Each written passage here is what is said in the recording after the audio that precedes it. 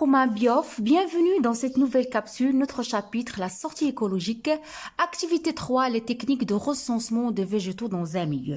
Je vais m'arrêter sur ce mot-là, recensement. Recenser, ça veut dire inventorier, faire un inventaire, ça veut dire compter. يعني سنقوم بتعداد الأنواع النباتية الموجودة في وسط ما.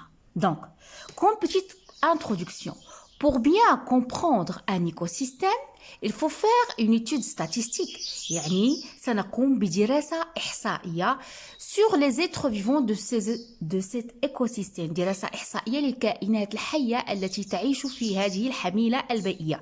كانت نباتية أو كانت حيوانية. Qu'est-ce que c'est une étude statistique? C'est-à-dire qu'on va réaliser un recensement, on va réaliser un inventaire.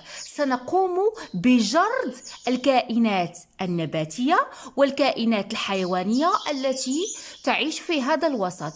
On va recenser, on va dénombrer, on va inventorier les différentes espèces végétales et animales qui sont présentes dans le milieu étudié. Mais la question qu'on se pose, mes chers étudiants, comment réaliser ce recensement? Comment réaliser un recensement dans un écosystème? Comment réaliser un inventaire? Réponse après discussion, deux étapes qu'on doit suivre, deux choses qu'on doit faire. Première étape, c'est choisir la station d'inventaire. Le choix de la station où on va faire notre inventaire.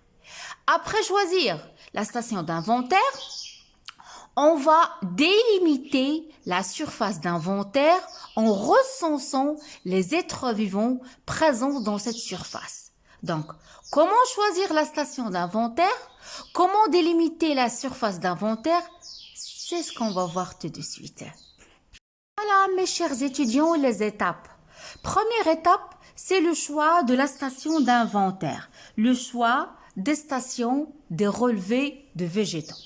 La première opération dans l'étude statistique dans un milieu écologique consiste à repérer une station d'inventaire qui doit être homogène. Retenez bien ça.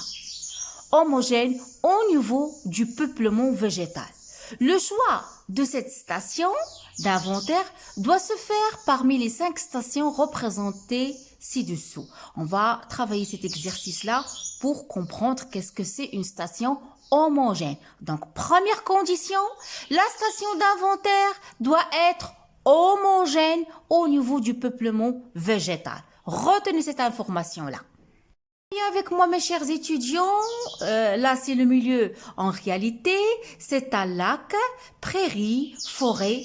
Et s'ils ont fait un petit schéma qui représente ces milieux-là, voilà la forêt avec ses arbres, voilà la prairie, contient des plantes, qui contient de l'herbe, parce qu'ils ont donné une légende. Voilà le lac qui contient des plantes aquatiques.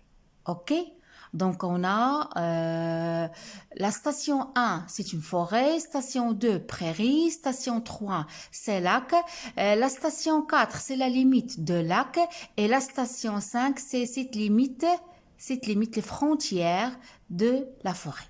Donc, quelles sont les questions de cet exercice-là?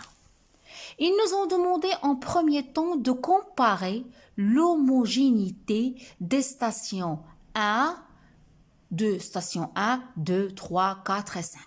On doit comparer l'homogénéité. Est-ce qu'ils sont homogènes ou bien est-ce qu'ils sont hétérogènes? Le contraire de homogène, c'est hétérogène. Et ils nous ont demandé de déduire les critères du choix. C'est-à-dire on doit à la fin donner quels sont les critères du choix d'une station de relevé de végétaux. Donc si vous voyez avec moi, on va passer à la première station, qui est une forêt. Qu'est-ce qu'on peut dire ici, toutes ces stations-là? Qu'est-ce qu'on peut constater? Comment elle est la forêt? Elle est composée d'un seul type de forêt, comme vous voyez, ce type, il est composé des arbres. Donc c'est une station, comment elle est? C'est une station, je vais la considérer comme une station homogène. Je passe.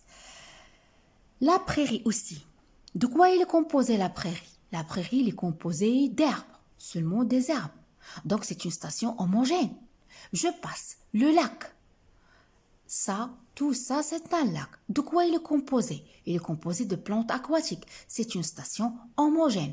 Donc la station 1, la station 2, la station 1, pardon, qui est une prairie, la station 2 qui est une forêt, la station 3 qui est un lac, ce sont des stations homogènes. Donc, on a comparé l'homogénéité. Qu'est-ce qu'il me reste? Il me reste la station 4, il me reste la station 5. Qu'est-ce que vous voyez concernant la station 4? La station 4, mes chers étudiants, il se trouve dans les limites, dans les frontières entre le milieu lacustre, le lac et la prairie. C'est-à-dire, il contient une partie de plantes aquatiques, une partie d'herbes. C'est ça la station 4.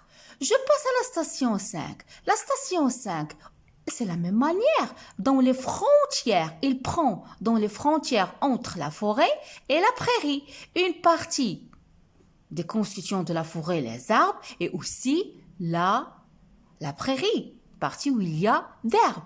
Donc, comment je vais nommer ces stations-là?